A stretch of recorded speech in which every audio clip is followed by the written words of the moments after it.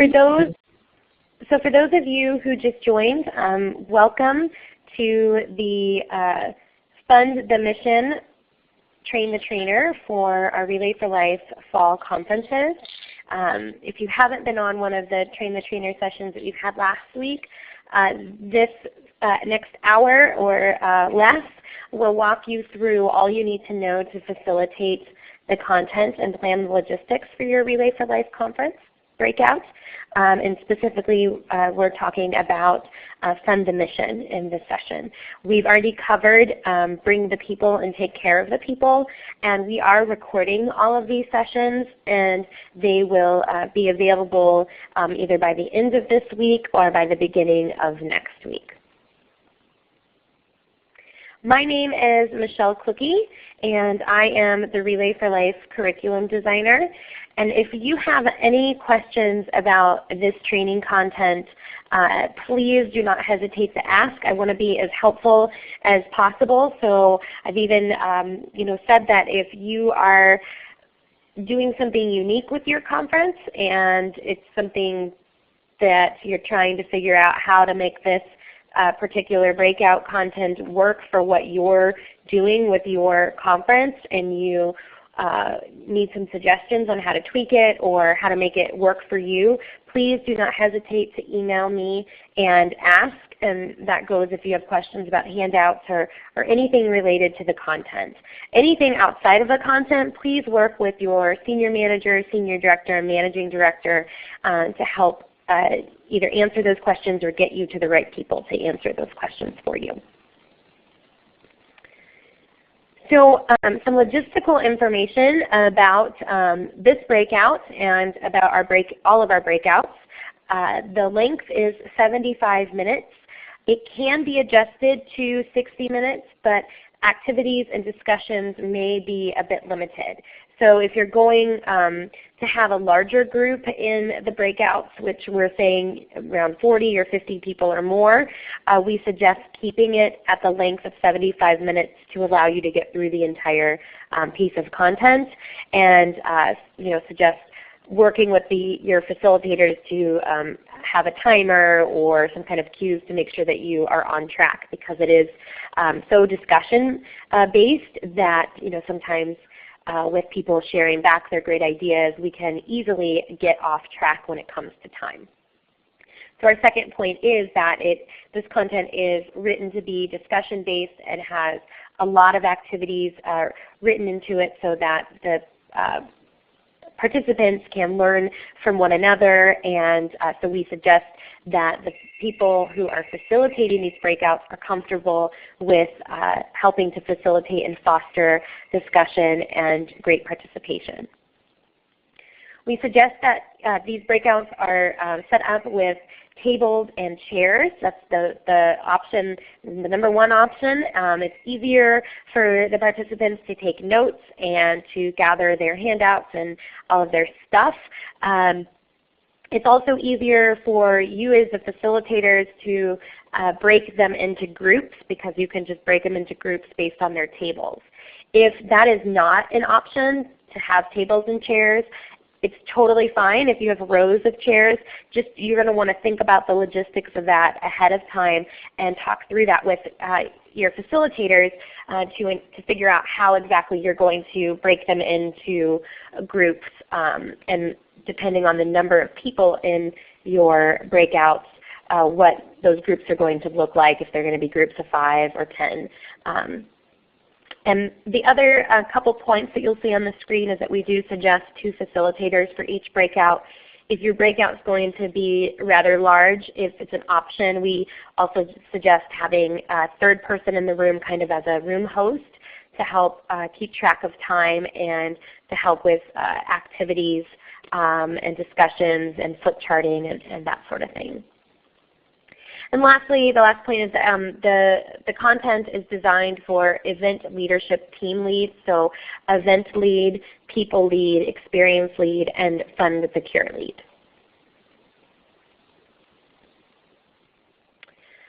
Prior to this session, we encourage a few things, facilitator practice, which I'll go over in another slide coming up. Creating flip charts, it says if necessary, but it is necessary in creating those ahead of time, organizing the flip charts on the walls ahead of time, and then of course setting the tables, or if you're not having tables, setting up the room and making sure it's decorated. On the screen you'll see a snapshot of the facilitator guide, and it's just a reminder that everything that you need to know that relates to the content is in the facilitator guide. So all of the materials that you're going to need, so this particular breakout requires or suggests rather you using some sort of experience learning. So we'll go over what that means, but it suggests that you have $100 bill bouncy balls, which I'll explain later, or something of that nature to kind of use as a fun giveaway for reinforcing using the mission to fundraise points. So those kind of details are in the facilitator guide, along with handouts. And also in this session you use sticky notes for activities, so all of those materials are in the guide. So we encourage you to use that guide to help you prepare for your logistics.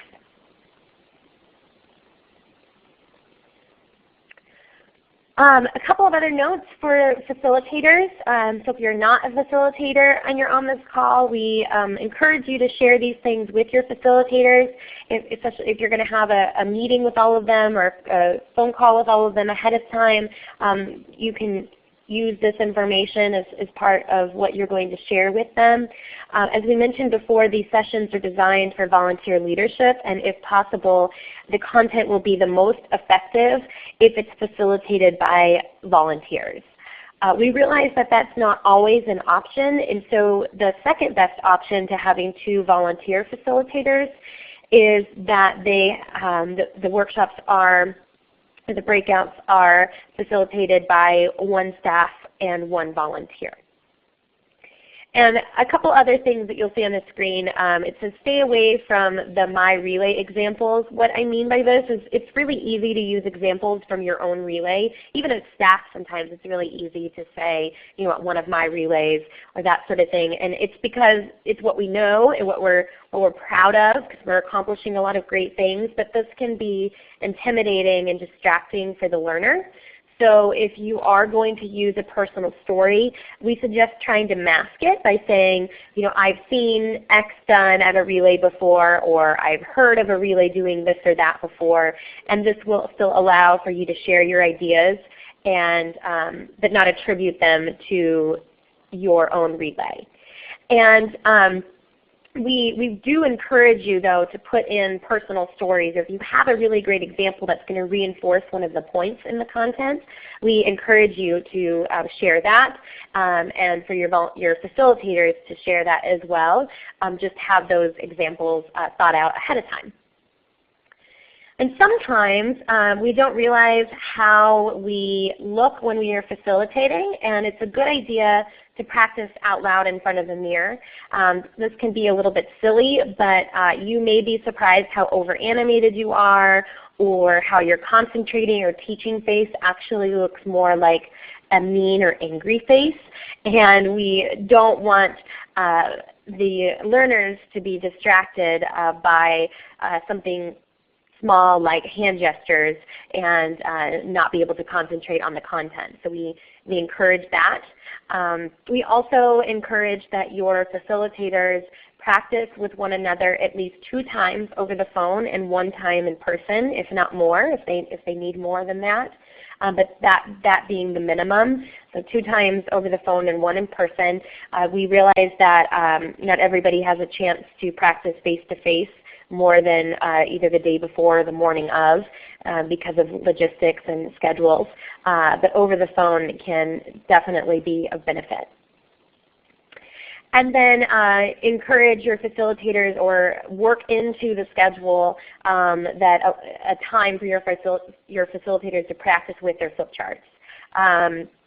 it's important that they get used to either turning them or going and walking over to the wall and referencing them, and taking time to kind of work that in. So if you can get into your space the night before, having them come and go into their rooms and practice, or even the morning of. So those are a few facilitator suggestions for you. So before we move into talking about the content, our last slide covering some of this logistical stuff is on the screen you'll see a facilitator guide layout, and the guide is broken down into rows and columns. So each row is a separate piece of content, and the columns have specific meanings. So the first column is going to give you the time that it takes to get through that section and the time that you're going to want to stick to. So for most of the conference breakouts, it's anywhere between 15 minutes up to 30 minutes. So just be aware of that. The second column is going to list any materials or handouts that are used specifically for that section, and then it also will list the flip charts for you. And then in the third column, it is the largest column, and it's the speaker's notes, and it's broken down into ask, say, and do. So the ask portion is where you will ask a question and allow for the participants to answer and discuss. And the say portion is the teaching or instructional content. And then the do is the explanation of the activities. And we also have, you'll probably notice, gray boxes within the content that say facilitator notes. And that's just going into more details about the activity and some timing things you're going to want to take note of, and just a little bit more explanation and directions for the facilitator and what role they play within the activity. So before I move on to talking about the actual content, does anybody have any questions about what I've covered so far?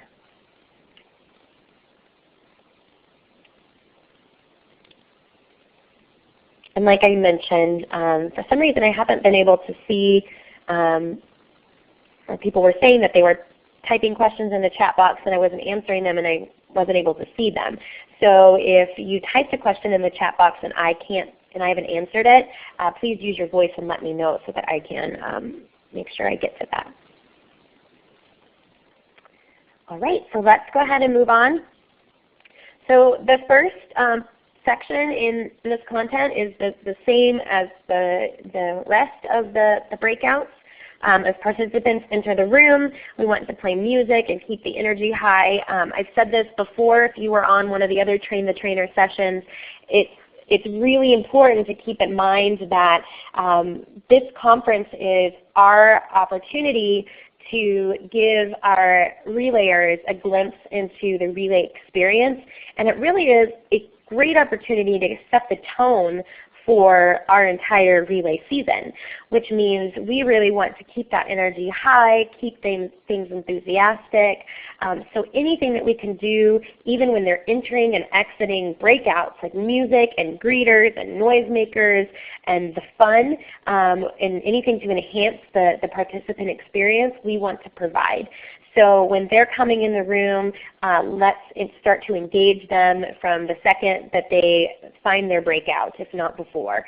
And this will also, if they're energized when they come in, this will also help you as a facilitator because they'll be more willing to participate.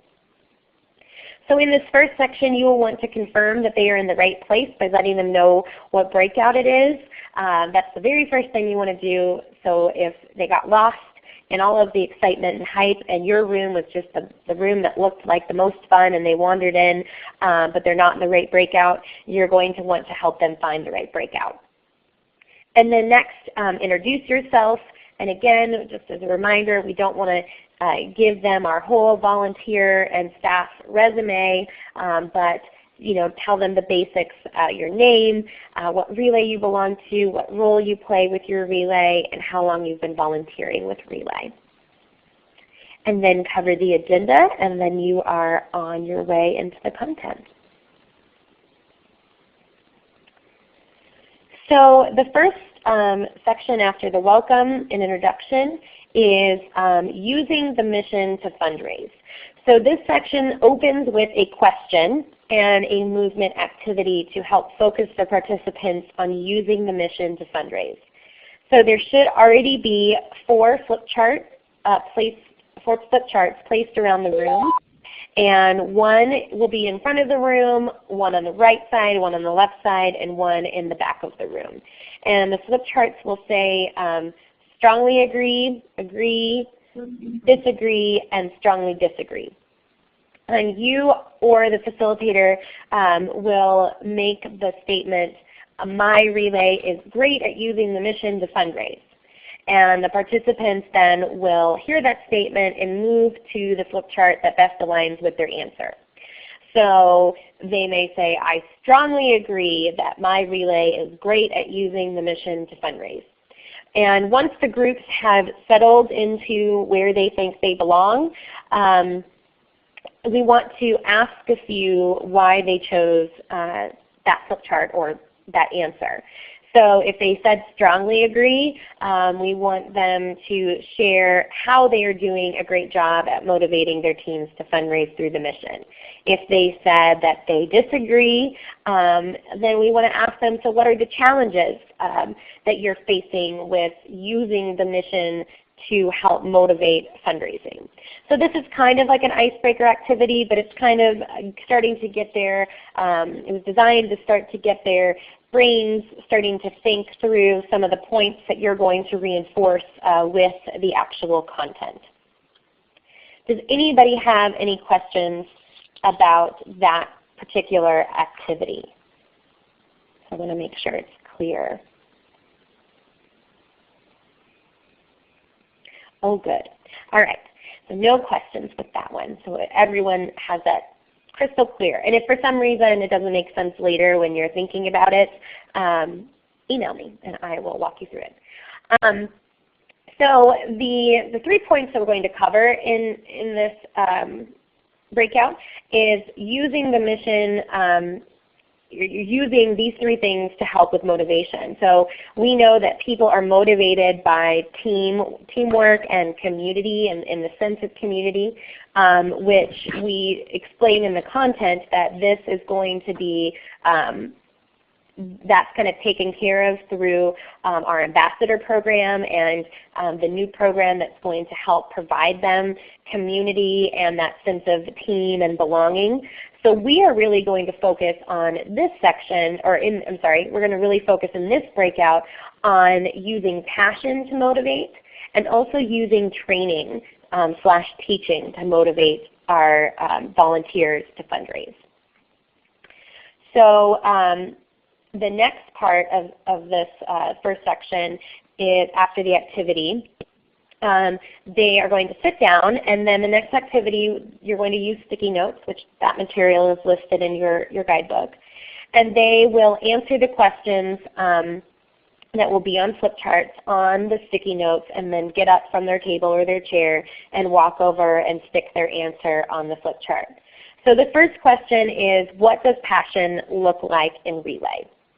So answers on sticky notes could be survivors is what passion looks like at Relay, or personal stories, etc. So they will write their answers down, walk to the flip chart to place their answer, and the facilitators will read a few common answers or a few best answers back and make sure to also highlight the ones that are written in the facilitator guide if those weren't any of the answers that were on the sticky notes. And then next is, okay, so we've talked about, we've kind of as a group kind of come up with what does passion look like at our relays, and the next question is, how do we use that passion? So how are we now using personal stories and using our survivor stories as a motivation? And they will do the same thing. They will write their answers on sticky notes and then go up to the flip chart and put their answers on the flip chart. If you're going to have a large group and you feel like you need to have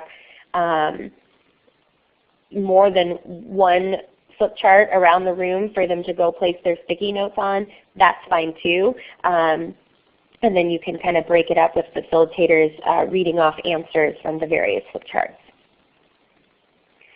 So this activity we want to, in this whole section, the idea is that they are starting to think about the importance of incorporating the mission and what we know that provides passion, like survivors and personal stories, to help them increase fundraising. And we want them to start focusing on that. So one of the handouts in this section is where the money goes in our dollars at work, specific to Relay.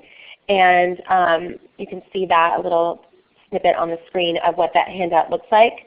And we also want to point out, and it's in the content, that we suggest Relay Nation, that they are going to Relay Nation to look for resources, to ask questions, and that that is their library in addition to their staff partner to find the resources that they need. And if they don't know how or they can't find mission-related resources, that they need to make that clear to their staff partner, as it's very important that we have the mission resources and what the money is doing resources available, readily available at all of our meetings and everything that we do within the community. And then lastly in this section is their action planning guide.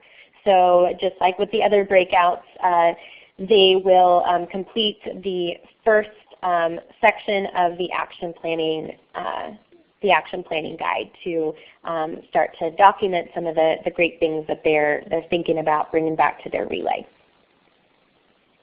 So any questions about section 1? And I heard a few beeps during the call, so I'm going to say it again. So sorry, this is the third time for some of you hearing this. Blackboard is being a little bit wonky, so I can't see everybody who is in the room, and I can't see everybody's questions. So if you wrote a question in chat and I haven't answered it, use your voice and let me know so that I can make sure that I get to your question. All right, so the next section for this breakout is teaching our teams to fundraise. So the first part of this section, again, they are going to do a similar activity to the one that we started with in the beginning. So another strongly agree, disagree, or strongly disagree. So you're going to ask the question or make the statement, my event does a really great job teaching our teams how to fundraise and telling them where they can find the resources. It's a long statement. You might need to repeat that one more than one time for them to understand it. And then they will move to the flip chart that agrees with their answers. And then you're going to do the same thing. You're going to go and say, how are you doing a really great job at teaching your teams for the ones who are in strongly agree, and what are some of the struggles that the other participants are facing when it comes to teaching their teams how to fundraise. So let's go. So once that is done, they will take their seats, and then you will go into the teaching portion of this content. So again, now that we have discussed the motivation through passion in that first section, we want to focus now on how we can teach our teams to fundraise. And one of the things that we know volunteers want and need is for us to tell them how to do their job, not necessarily dictate. I'm not saying they want us to dictate to them how to do it, but to tell them what the expectations are and then to provide them the tools they need in order to be successful. We all know how frustrating it can be when we are excited to do something, we commit to it, and then we are underutilized or never told what we should do or how we should do it. And this really does affect our volunteer retention rates. So to help keep our volunteers motivated, specifically in this conversation with fundraising, although it can be applied to other areas as well, we need to teach them how to fundraise and not just expect that they know how to do that. So the first part of that is making sure we allow time to talk about teaching. This will be something that many events or many of the people in your room, your breakout, will struggle with, because a lot of times our meetings, our meeting agendas, and our email communications with our teams and participants are very logistic-based. So we talk a lot about the logistics of Relay and things that we need from them or that we need them to do or turn in on time and dates. And we really need to flip that. And 80% of our communications with our teams and participants should be about fundraising and teaching them how to fundraise, and 20% should be about the logistics. So that's going to be the 80-20 rule that you'll see in the content. The next point is an ask, which is to help remind our volunteers that there are tons of resources available. Again, I mentioned this in the last section on Relay Nation, and to really drive that point home that they have the ability to download and be proactive when they are looking for an answer to their questions. They really do have all of the information that they need at their fingertips, and we do want them to work with their staff partners, but we also want them to take ownership and explore and get to know the resources that are available to them. We realize that, that divisions in the past have had their own Relay division specific websites, and that volunteers may have, I know some divisions did a really great job at keeping those websites updated, and their volunteers were they knew to go to that website. So Relay Nation is going to be that now for all of the volunteers. So it's important that we are driving home this message. In the next section, you are also going to have the opportunity to do some sort of experiential learning if you want to do that. It's written into the content, but it's obviously optional based on budgets and based on ability.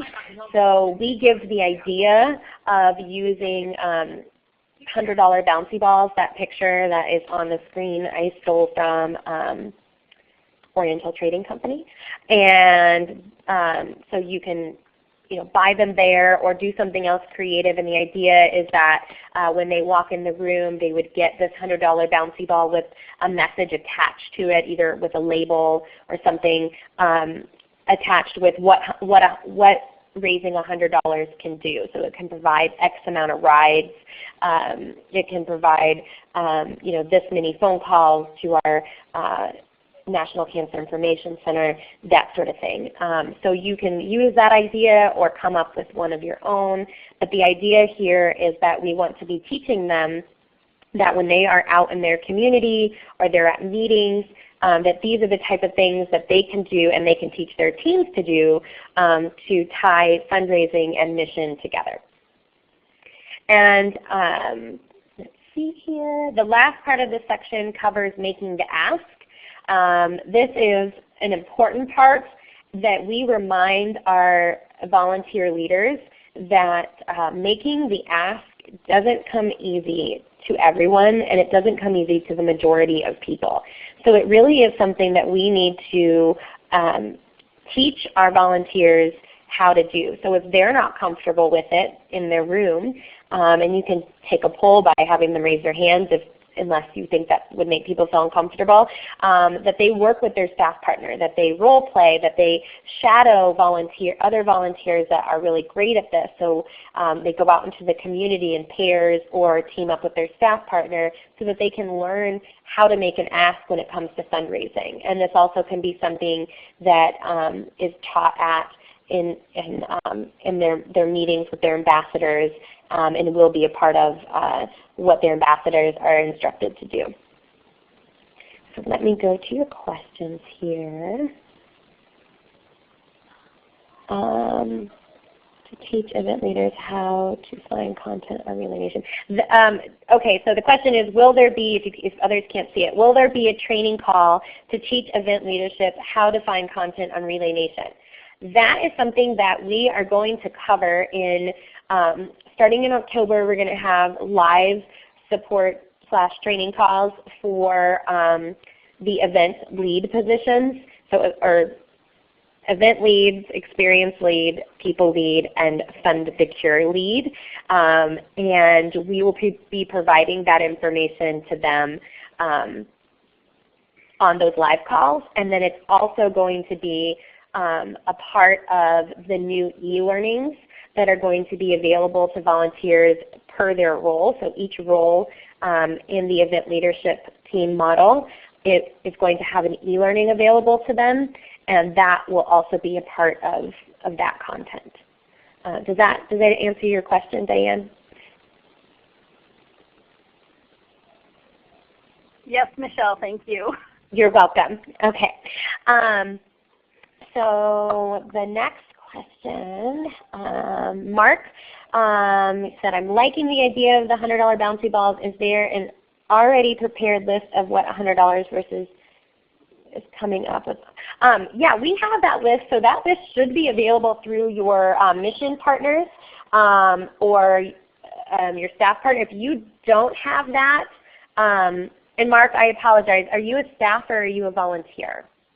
Well, either way, it doesn't matter. If you don't have that information and somebody in your office doesn't have it, just email me and I can work to get you the latest information on that. Okay. So any other questions before I move on?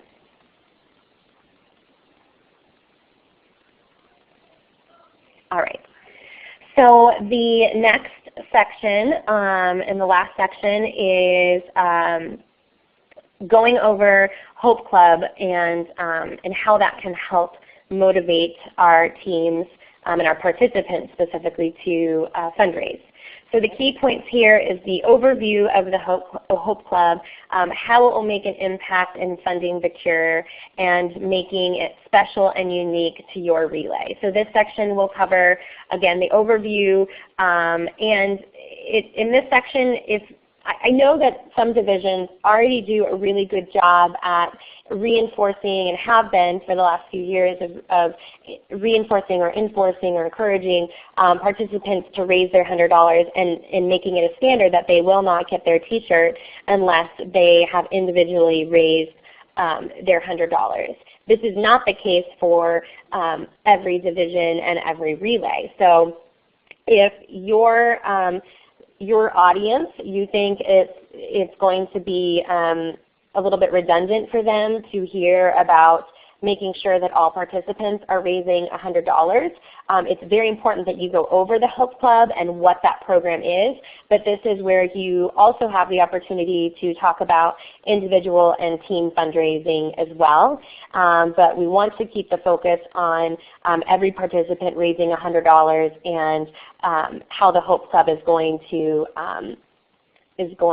help with that. So if you're not familiar with the Hope Club, please work with your staff partner to get all of that information. We do not expect with any of the breakouts when we talk about event leadership team or we talk about ambassadors, community champions, and now Hope Club, some of these newer things. We don't expect nor do we want the facilitators to feel like they need to be the experts or even try to be the experts. In these sections when we're talking about new programs or new names to things, this section has the potential to really derail into some tangents about why and a lot of logistical questions, and we want them to know that that we will work with them on getting those questions answered, but really do your best to stick with the time and the content that you have available to you.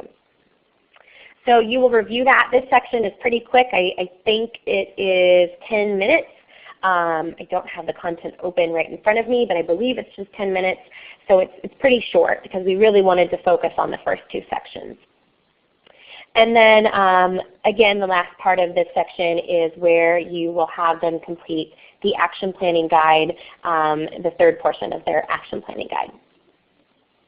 So any questions about this section?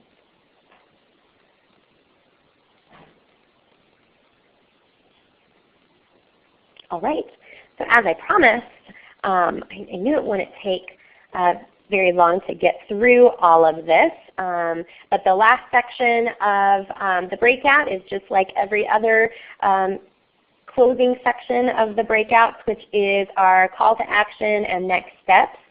And again, in all of the closing sections of your breakouts, you're going to want to cover some housekeeping items to give them direction on where they need to go next, whether it be general session or they have a break, etc. And then we want to end the sessions with keeping things that energy really high. So just as you greeted them with high energy, you're going to want to send them off with high energy as well.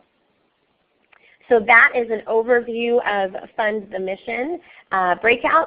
And before I go, or before you go, are there any other questions about this content or any other content related questions?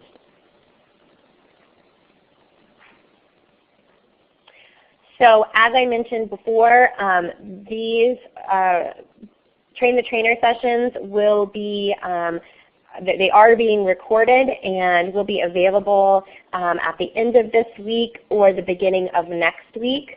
So your staff partner will be emailed the links to these. If for some reason you don't get those, I am always available, and I'll put my information back on the screen. I am always available for questions and will do my best to answer you as soon as possible. So please do not hesitate to email me any content related questions, or if you have questions about the handouts or where to find things. And if I don't know the answer, I will find the answer for you. So that is all I have. If there's no questions, I'll wait on the line a little bit, but if there's no questions, then have a great evening, and hopefully you can join us on Thursday for our last Train the Trainer session that will go over Build the Fun. Hey Michelle, it's Diane. Hi. Speaking of Build the Fun, so I don't know if I missed something that was